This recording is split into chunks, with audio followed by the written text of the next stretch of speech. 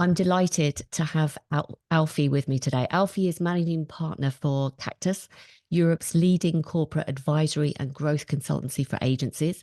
In his role at Cactus, Alfie advises agencies about profitability and financial management, and he also works with the M&A team on financial due diligence. Alfie is a certified chartered accountant with over 15 years commercial finance experience. He's counseled senior leaders in global PR agencies such as Edelman and Weber Shandwick. And he recently ran an excellent webinar all about pricing and profitability for agency owners. And that was held in the Agencynomics community. So if you're an agency owner and you're not a member, come and join it, because the value he delivered was phenomenal. And I'd like to dive into this topic with him today. So Alfie, a huge warm welcome to you. Thank you so much. And thank you for having me. Appreciate it. Great intro, by the way. Thank you. An absolute pleasure. Totally well deserved. So I'm going to get straight into the good stuff, because I know everyone will get value from talking to you. So let's start with a quote taken from your webinar. You said, when agencies lose pitches or bids, 90% of the time, the client isn't saying no to your price. They're saying no because you've not demonstrated the value. So can you talk to me about why agencies don't demonstrate the value and why that's so important? Okay, good question. I think I'll answer this let me answer the importance of value, and then I'll go back to why I think they don't demonstrate it, if that's okay. Hey, absolutely. Okay. So when you say the word value, you associate that word with importance, with benefits, with usefulness. And when you put it into the context of a client agency relationship, value is the answer to the client's why. So why should they work with your agency as opposed to the thousands out there? Why should they retain you as their agency? And when times are tough, why should they keep funding your budget as opposed to putting it somewhere else? All those questions are answered with the value that you offer. So demonstrating that value is super important. And every business has got limited resources, and every business assigns or uses those resources based on the return on investment. So the benefit they get from whatever they allocate that resource to.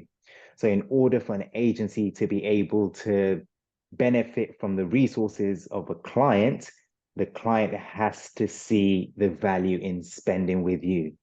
So to circling back to the other part of the question of why agencies don't demonstrate it, crazy, but first of all, I think some agencies just don't really understand it themselves. They don't really know the value, the true value that they offer clients. And you can't demonstrate something that you don't know yourself.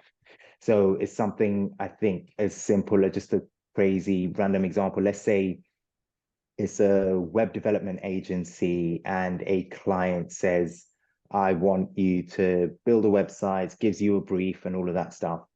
And if the response of the agency is to say, okay, fine, yeah, I can build you the website. Here's the draft. This is what it'll look like.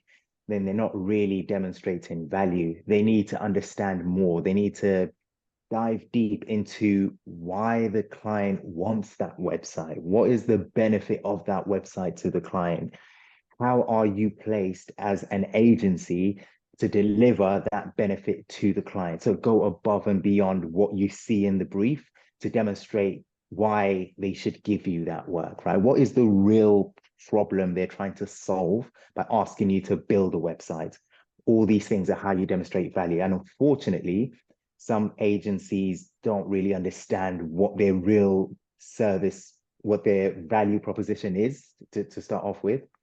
And then also, I feel in some cases, they don't really know how to get to the core of the problem. So like I just said, you're trying to build a website and they think the problem is that the client doesn't have a website. No, the problem might be the client is trying to improve their brand awareness, or they're trying to get more clients. That is the real problem. So how can you solve that problem? How can you demonstrate that you're the best person to solve that real problem, not just to build a website? Because if all you're demonstrating is that you can build websites, yeah, there are 1,000 other agencies that can do the same thing. Why are you any different, right? So you need to demonstrate that value. And yeah, some agencies don't know how to get to the core of the problem. So they'll read a brief and probably just look at it on a surface level, but they don't dive deep to understand it more. And then I think in some cases, the value proposition might just not be there.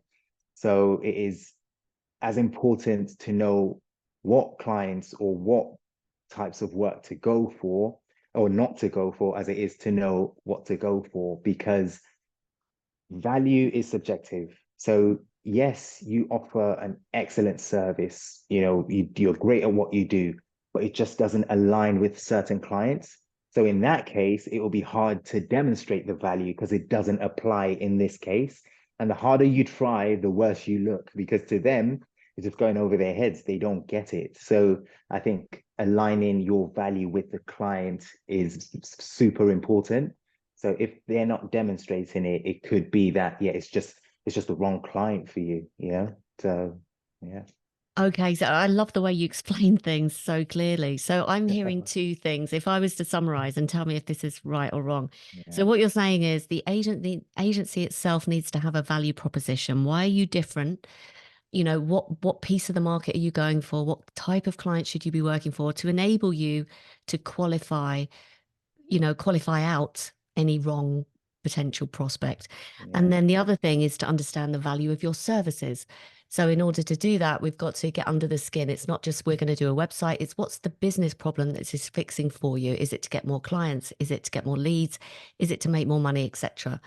So tell me, with this agency value proposition, um, where have you seen an example, or can you think, I'm putting you on the spot a little bit, if someone says, oh, I've got a feeling that we understand our value in terms of the services, but actually, why are we different? Why do clients come to us? What's our value proposition? Where would you start to kind of formulate what's right for you? Yeah.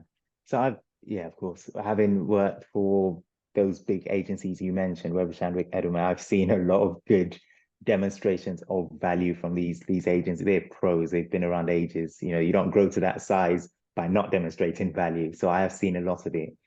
I think what I will say is it starts from, let's say you get a brief, right? It starts from the prep work leading up to the pitch, as an example, right? Where you get to demonstrate your work. So sometimes you get agencies that will, just a few people get in a room and then, respond to an RFI, right? But getting the right people, the appropriate skill sets in the room. So getting everyone who's involved, from strategy to creatives to the client services team, in one room to kind of, again, get to the core problem of that brief is super important. Because if you get only one group to address a whole brief, they're only going to see it from their point of view. So the value they bring, or their understanding, how they comprehend what other people do. You kind of need to bring everyone to the table to say, okay, this is what we're seeing. Like, how do we address this? What is the problem? How, from your point of view, so from the prep stage, you get a full 360 view of the problem and a 360 view of the solution from everybody's point of view. And you put a very solid body of work together when you go into a pitch. And then at that point, it is about, again, demonstrating that you've got the brief, you understand what the client's problem is, and you're then saying, okay, we've got the skill sets in all different areas to address that problem. Where possible, quantify the problem and quantify the solution. So the impact of that problem that you've discovered, and probably not even just that problem, but potential problems that could arise from that one issue, if you know what I mean. If you can highlight those, quantify it to say, okay, it could cost you this much. And it doesn't have to be, in financial terms, it could be reputation, it could be anything else. This is what that problem is. This is what that problem could lead to and become. Now, the solution here, this is how we plan to do it. This is how we're the best people to address this problem, right? And then very important to always have, creds. So we've done this work before. These are the people we've done it for. This is what happened on the back of it. And yeah, that way you're demonstrating the value. And again, where you can quantify it, it helps sell, like I talked about in my webinar, the whole value pricing thing. The key word in value pricing is value. So once you've demonstrated, if you don't demonstrate the value in a unique way, then it will be hard to say, okay, it will cost you this much because you're just the same as everybody else. If you're not demonstrating anything different, so why should I pay you more? But when you demonstrate that, unique ability to address the real core problem, then it sets you apart from everybody else. And if you're asking for this much, that's why we're paying you that much, because you're doing something unique. You've actually seen past the brief we gave you and the problem that was in that brief, and you told us a whole different thing that we weren't even thinking about, and you told us how you're going to address it. Why wouldn't they pay you? So yeah. Very nice. That's really good tips, actually. I love quantify the problem, and then quantify the impact of the problem, Yeah, and then maybe throw in the mix the opportunity cost of not fixing the problem, exactly. etc., etc. And all of a sudden they're starting to think in their language, which hopefully is Yeah, is about their business impact and business problem. So exactly. you mentioned value pricing, and obviously I want to get into this, but can you just give us a top line of the different ways that agencies can price their services to ensure that they do make a profit? Because that's why we're in Yeah, business, isn't it, really? exactly. Unfortunately, some people forget that and they think it's just Yeah. all about the good work. But yeah, we are out to make a profit. So there are different ways to price. The agencies that price, based on hours. There are agencies that price fixed fee, value pricing, like you talked about in your brilliant article you wrote a few days ago. You can price retainers, dynamic pricing, all different models. But you know what I think? A lot of people get hung up on that um, type of pricing, and they almost, in most cases, kind of box themselves in and go, okay, we only price retainers, or we only price fixed fee, or we only this, only that. I think the more important thing is to understand the concepts and the fundamentals of pricing. And that way you can be more creative with it. You can mix and match different types of prices. You can, from the situation, determine the best approach to go with in terms of pricing. But you have to understand how to price. You have to understand the fundamentals of pricing, because as much as I love the concept of value pricing, and when you're able to value price the benefits in terms of increased margin and all that, I've seen agencies that price purely on hours, and they are more profitable than some that claim to only value price or fixed fee price, because it's not about it's the method is important, yes, but it's not just that. There are other factors that determine whether it's profitable or not. And the truth is, in some cases, the client just doesn't give you the opportunity to price any other way but a certain way. So it could be, hourly, they insist they want it hourly, or it's a retainer job, or you propose, I want to base this on results, and they say no. So this is why I think understanding how to price and the fundamentals of pricing is way more important than kind of boxing yourself into this method, that method, that method. Because if you understand how to price, you can use anyone depending on the situation. So yeah. So my natural question is, how do you price? Yeah. What are your principles? Yeah. So the main thing, the core thing is understanding your cost base, because a lot of the time I'll speak to agency founders or leaders or whatever, and I will say, okay, what's your, how do you charge? And they go, oh, we charge this way or that way, or this is the price for this service or that service. When I ask, okay, how did you get to that price? So it might be a good price, maybe not, I don't know, but how did you explain to me how you got to that price for this service? And they'll go, we've done it, in the past, or a similar agency, or we read a benchmark report or something, right? And when it comes to pricing, pricing is such a unique thing in the sense that you could have two agencies that are doing the same EBIT or revenue, but their cost bases are completely different. And the reason for that is what you pay your staff might be completely different to another agency, same size as you, same location, everything else. And which means, and your overheads might be a lot more than that agency's because they might not have an office, for example, or they don't have big travel costs, whatever the case is. You can't just go by, someone else's rates or pricing methods because the cost base is different. So first things first is understanding your cost base and then understand how to allocate margins based on that cost base. And with that, you get to a price method. So whether it's rate cards you're trying to work on, that's the principle. Whether it's fixed fee models, whether it's even value pricing, as much as I think a lot of people don't understand the real concept of value pricing. Either ways, you still have to understand your cost base because you could charge, let's pick a random number like 300,000 for a piece of work and think you've done something great. But if in reality, it costs you 200, 250, 300 to deliver that work, you haven't value priced. You're actually not making a profit.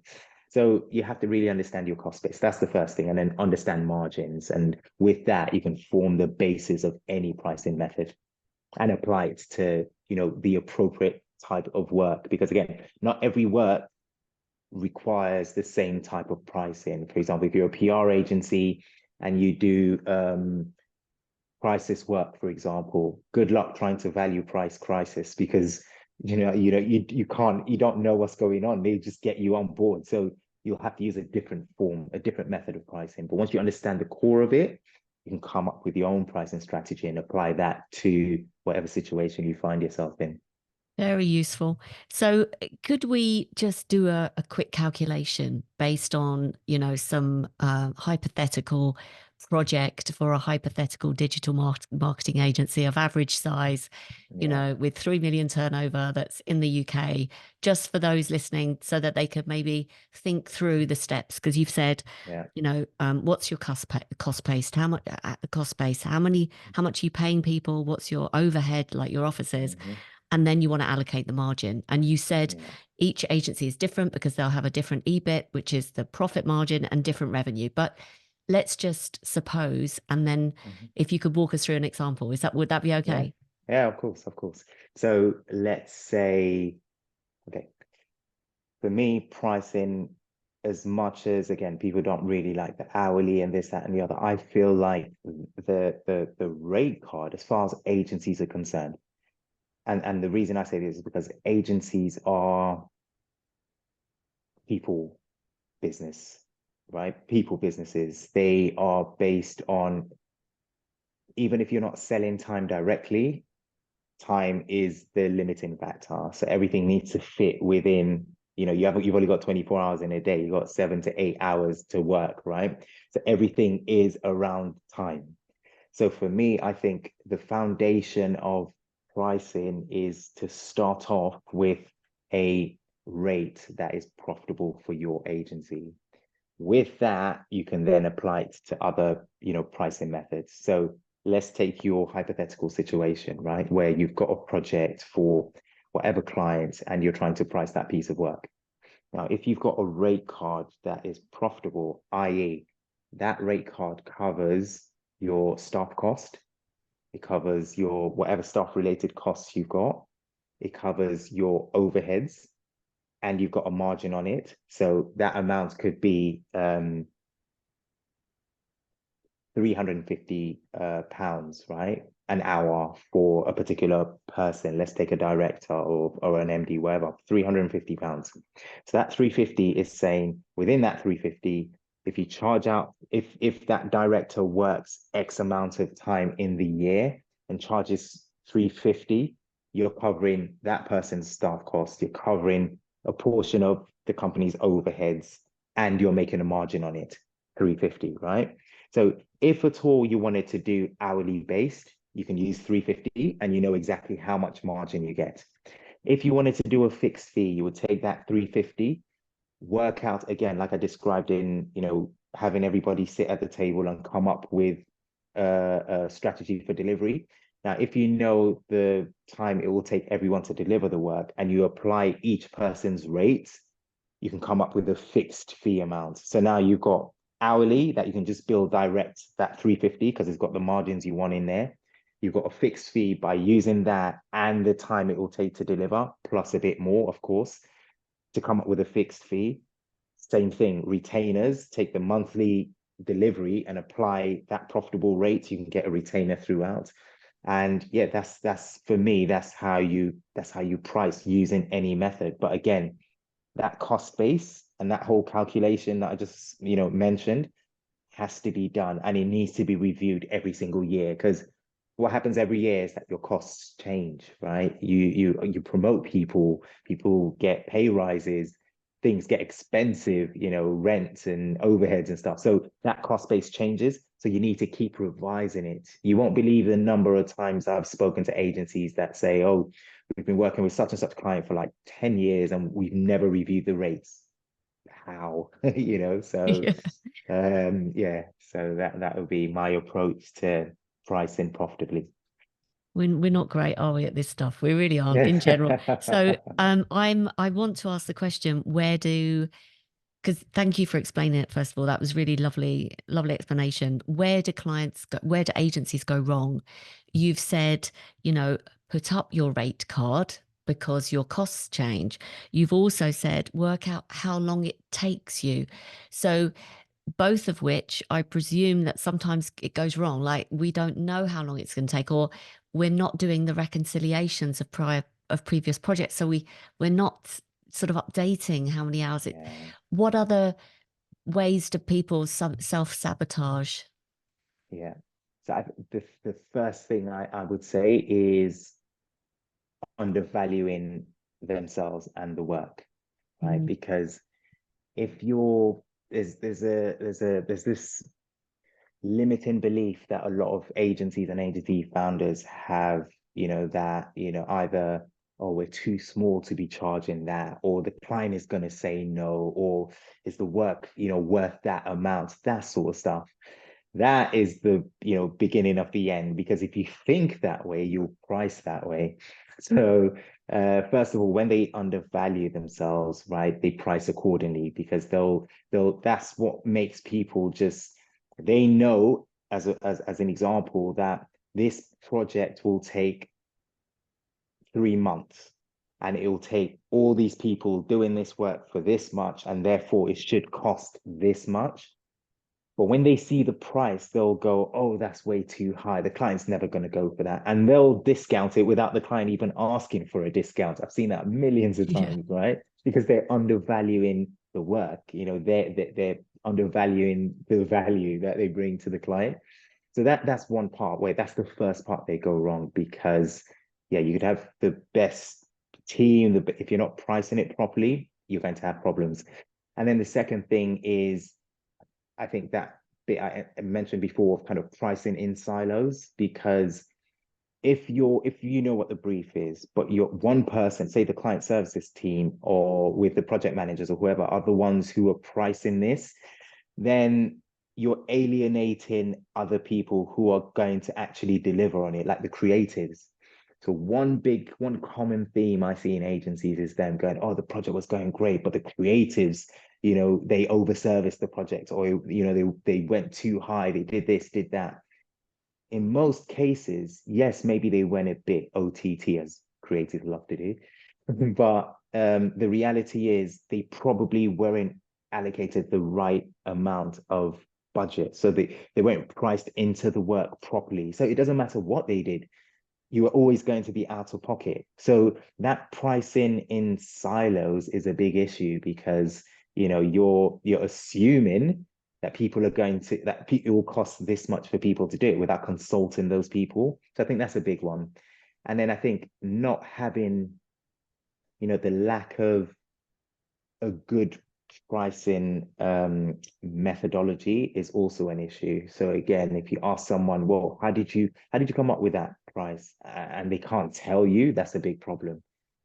When you price and then you scope a project, the two need to align, right? It needs to show that this scope is based on this budget. So you have to have a good method for coming up with that price. So your budgeting method needs to have a system. So some people just don't have that, and that's why they run into problems. Who do you think should be responsible for pricing in the agency?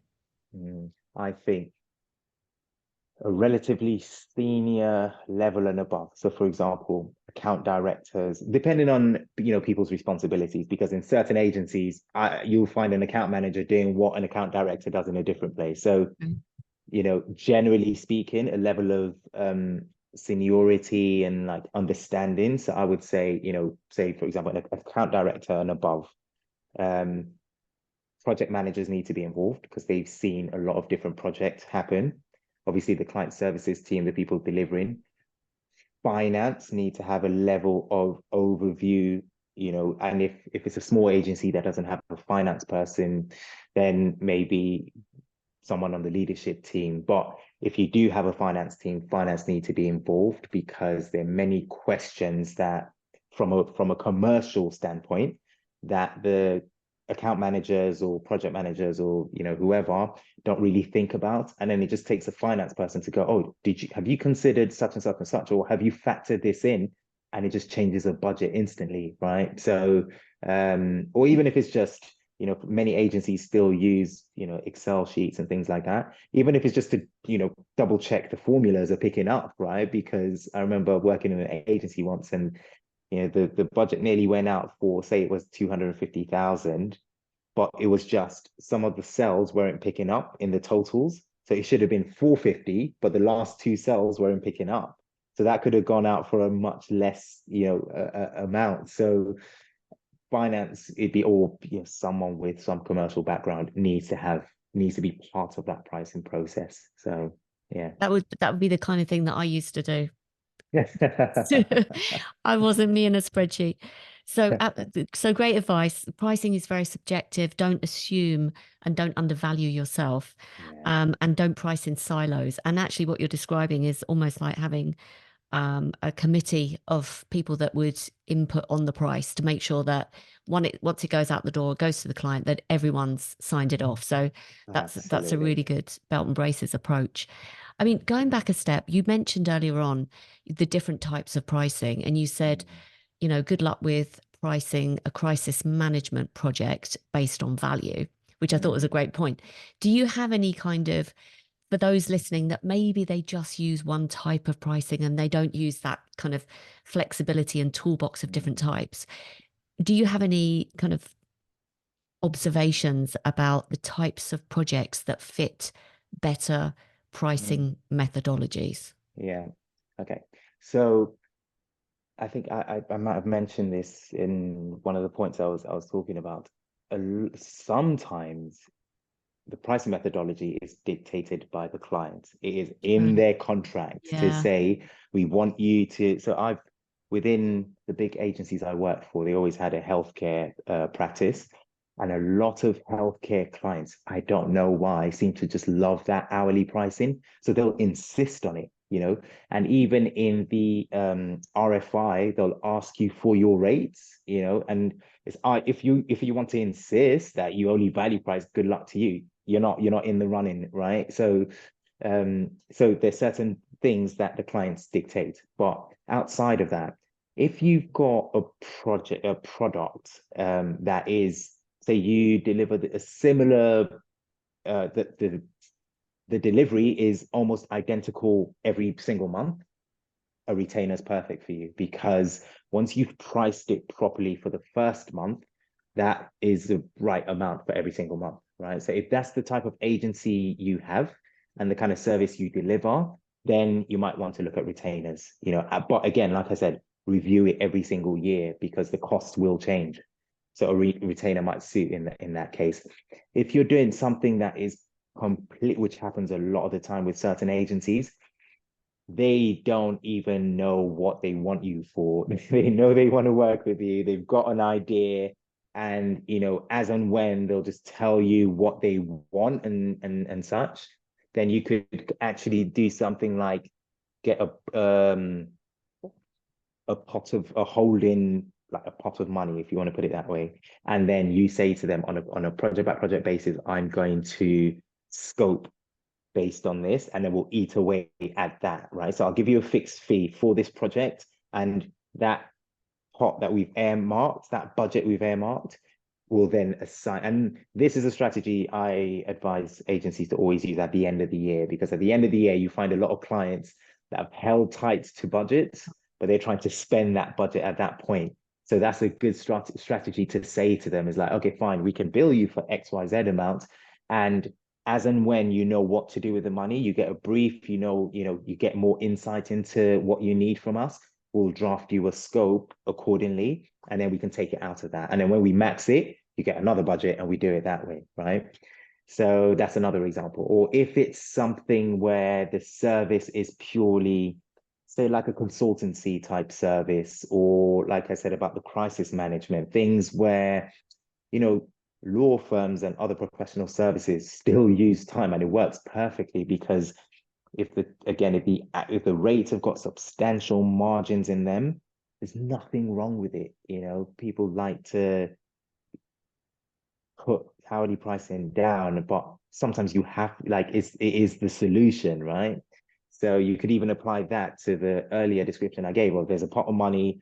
You can, if you've got very healthy rates, you can then erode that earmarked amount till you max it out, and then they get more. You're still making a margin with, as long as you don't overservice, because of course pricing is only one side of the equation. You then have to execute, you have to deliver, right?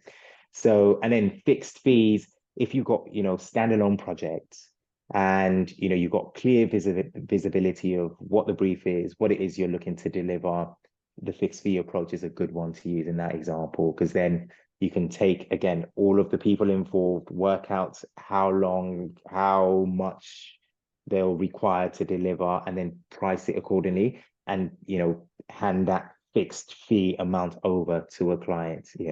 Value pricing, with depending on how you define value pricing, but if you wanted to do based on outcomes, then it needs to be something where, one, you're able to have direct influence on that outcome.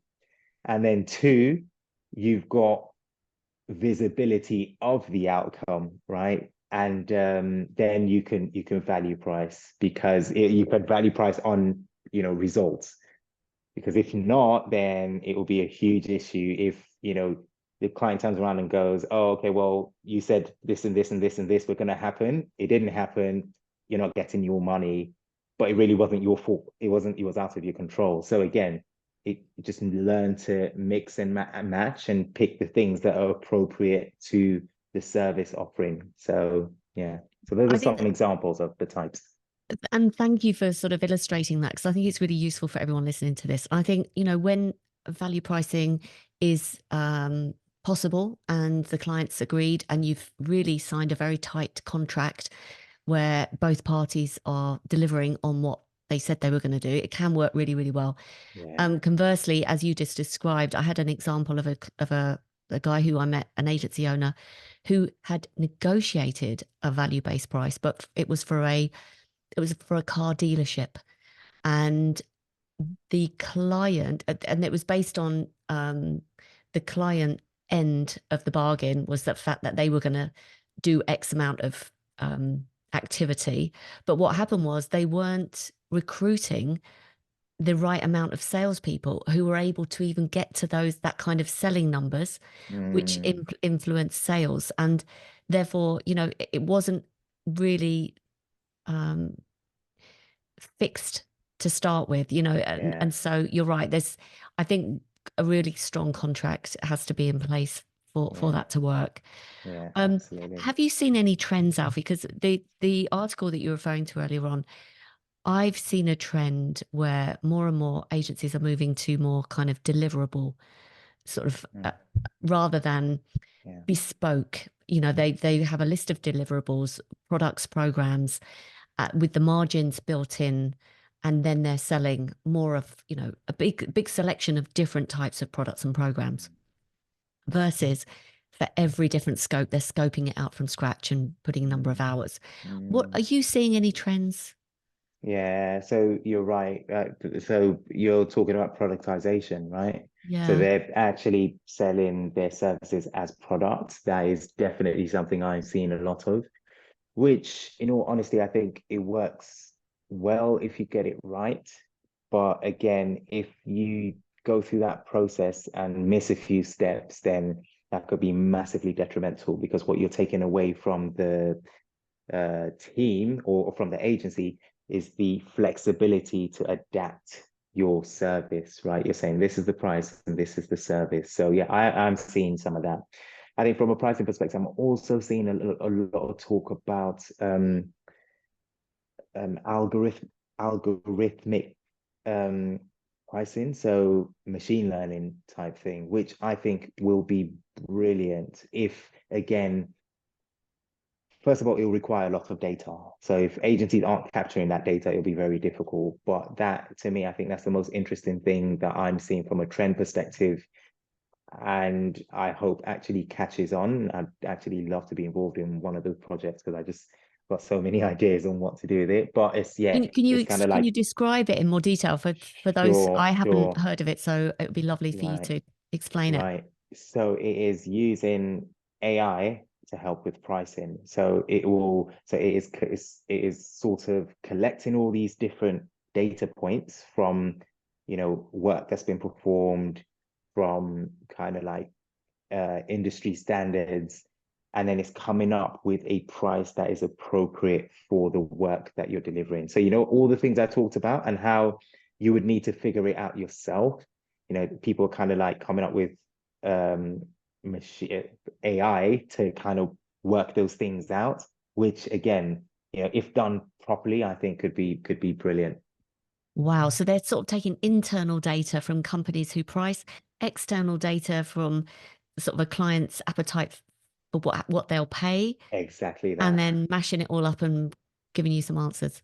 Absolutely, absolutely. Because that could be really like a game changer in terms of coming up with the appropriate price. Of course, you still need people's intuition and thoughts, but still, like having that it will be a powerful tool. I was thinking a step before that is it would be great to use AI tools in some way just to look internally at, reconciliations. How much time do we actually spend versus how much time, and with that data, I don't know how much you could scrape together from the last years. Surely that would inform you to a certain extent. I don't know if do people do that manually? Yeah, Generally, how do people reconcile? Are they generally good at doing that? they're not. Generally speaking, no, they're not. Why am I not surprised? Because that's another thing where, so part of that, this algorithmic pricing is that, so it will factor in, the reconciliations of previous ones to come up with, the right price. Because yeah, a lot of people don't reconcile. So they'd have done a project, let's say a fixed fee project, overservice the hell out of the project. Next time they come and price a similar thing, they'll use exactly the same price, without reconciling to go back. And this is a funny one where not only do they use the same, I've actually seen people use the same template. So it's like identical to what they did before, even Paste. though it didn't work, and they just replicated it again. So of course the outcome's going to be the same or worse as it was before. So In yeah, fairness, we've both been there, and that's why we're laughing. It's because we've been there a million times. There's no time, is there? Like no one's got any yeah, time. We are generally a very reactive industry. We have to be. That's the absolutely. nature of the beast to a certain Yeah, extent, and it is yeah, hard to do absolutely everything particularly if you're down people, and you've got a pitch opportunity. But what I wanted to ask you was, we have a lot of agency account managers, obviously, and I would love to hear from you kind of some top tips for account managers, particularly to be aware of or to do differently to help Mm. make sure we're protecting profit. Like, what do you see typically that happen, that with easy fixes we could tighten up our profit margins? Yeah, yeah. So as far like where account managers are concerned, a lot of the time it's it they just don't think commercially. It's not their go-to thing, right? They're great at what they do in terms of service delivery and whatever type of agency it is, but that commerciality is not, it doesn't come to them intuitively. So something I would say to definitely get right first and foremost is what we've been talking about, all this time, is the pricing, like to understand the pricing. When you talk about profitability, pricing is the quickest and most effective way to impact profitability, because everything else, there's sort of like a limit to, for example, how many people you can fire if you wanted to improve profitability, right? And then, overhead, how many can you possibly cut before you don't even have an agency anymore? But pricing is something you can impact today. You can change that. And, whatever you make above and beyond what you're doing now is going straight to the bottom line. So I think one key thing that the account managers need to understand and get right is the pricing. Then from pricing, you move to scoping, right? To protect that profit, you can have the best pricing on earth, right? If your scoping isn't there, you've almost wasted your time, right? So pricing, scoping, and then we talked about reconciliation, looking back to see what has happened and then improve on it so you don't make the same mistakes you made last time. That's a big thing.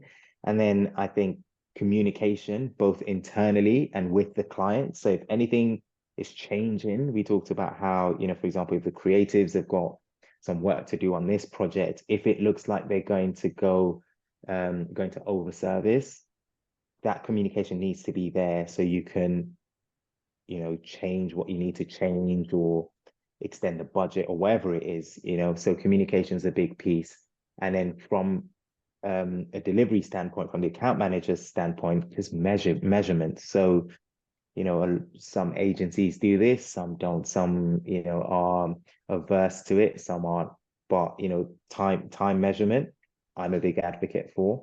I think that impacts profitability in a huge way, because if you're charging X amount, again, you could have done all the steps right. You could have priced it properly. You could have scoped it properly. You could have the best communication within the agency. But if you're not measuring what you're doing, I think you're then opening the doors to scope creep and over servicing and ultimately eroding your margins. So those are the things I think, account managers need to focus on. Very nice. There was a question at the end of your webinar. I think it was a lady from a copywriting agency. She asked a brilliant question. I can't remember the exact way she said it, but she said, for some clients, we always seem to not be pricing it correctly. And, they ask for extra things, and all of a sudden we're in a scope creep situation. Mm, And mm. I can't remember, I don't know if you remember what you said, but I do. And I thought this is a good tip for account managers. During the scoping process, can you remember, like, what's really key when you're coming up with a scope? What do you include to try to mitigate Yeah.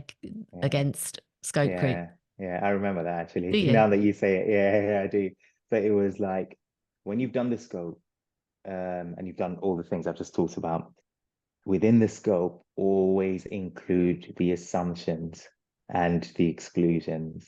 So if I'm coming up with this price, what are the things that mean that I'm delivering to this price? So if it's 20,000, what are the assumptions that led to that 20,000, right? And then, so for example, if it is based on me reviewing the work 3 times with like you, the client, having 2 reiterations, whatever it is, all of those assumptions that mean that we're part of your budgeting process need to go into the scope.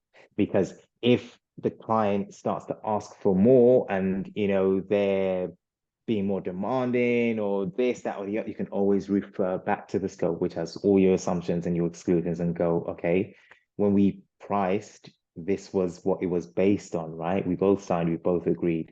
If you want this extra stuff, that is out of scope. So we need to price that separately. And that wording can actually be in your scope of work, right? So it's not because it can be a difficult conversation if you haven't done these things and done them properly, and that's what account managers face, is they feel can't go back to the client and ask for more. But if you got a scope that clearly states what you were doing for the money you were charging, much easier conversation to go as per the scope, and the extra bits need to be a separate scope. So Thank you. That's golden. And I would just add something to that is I think a lot of our clients don't have a lot of time like us, and they don't read the scopes, quite frankly. They just might get a document and don't even read it.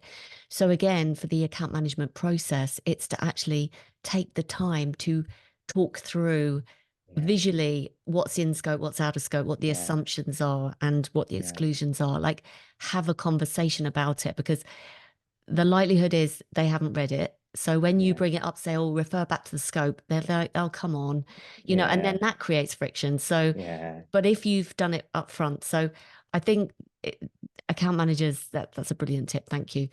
So, any other, because I'm conscious of your time, any final pieces of advice that we haven't discussed? Alfie, you've shared so much, and as I was so pleased that you've shared, as much value as what I heard you say the other day. Anything final that you want to say? Any pieces of advice? yeah. I think we've mentioned most of them. I think if we're talking about, on the pricing side, again, it's just get to understand, your method of pricing, and don't just stick to the one method and try to apply that to everything, right? Adapt your pricing. No, there's nowhere on earth where it says you have to stick to one method. So if you understand how to price, you can come up with your own method. It doesn't matter. No one's going to go, oh, this isn't fixed fee, so forget it. Or that, so come up with your own, just what works for your agency. And then also, I think to the kind of point that we just touched on now with the scoping and the pricing thing, one tip I will give is, when you're doing your budget as an account manager, just make notes of the things that are going into that budget and your thought process while you're creating that budget. Because what that will form is what you then use in your scope of work, right? Because some people will do a budget and then they'll scope separately without remembering, oh, why was it 10,000? And then so the scope will look completely different to what the budget was, right? So it could have been 10,000 for, like, I don't know, 5 pieces of content, for example. When you scope, you put in 2 pieces of content or whatever it is, right? So make all these notes, because they'll form the deliverables, and they'll also form the exclusions and the assumptions, because that's what sits behind your price, right? So don't do the two in isolation. They kind of need to go hand in hand. So yeah. Lovely. Alfie, this has been amazing. Thank you so much. Yeah, If thank you. people want to talk to you, who would you like to speak to, and what's the best way that they can get hold of you? Yeah, sure. So I'd like to speak to agency founders or leaders who are struggling with profitability, or have got good profitability but they want to grow profitably, or agency leaders or founders who want to implement commercial finance processes. Because again, what happens a lot of the time is agency founders just start an agency and then all of a sudden it's grown, but they've never implemented a lot of these processes around, forecasting or pricing or budgets or all of that sort of stuff. So if any founders are in that position, I'd love to speak to them. And then any agencies looking to train their teams to be more commercially savvy. So learn the fundamentals of agency finance, how agencies make money, the core terminologies that affect agencies, and people within the team just knowing what their roles are in the ultimate goal of the agency, what they need to do and the things they shouldn't do if they're to impact profitability within the agency. So I offer that training as well. Hugely valuable. And where's the best place to reach you? LinkedIn. Unfortunately, I'm not, a Gen Z person with that many social media platforms. I've just got LinkedIn. So sure, I'll be on there. And what's your first name and surname? How do you spell it?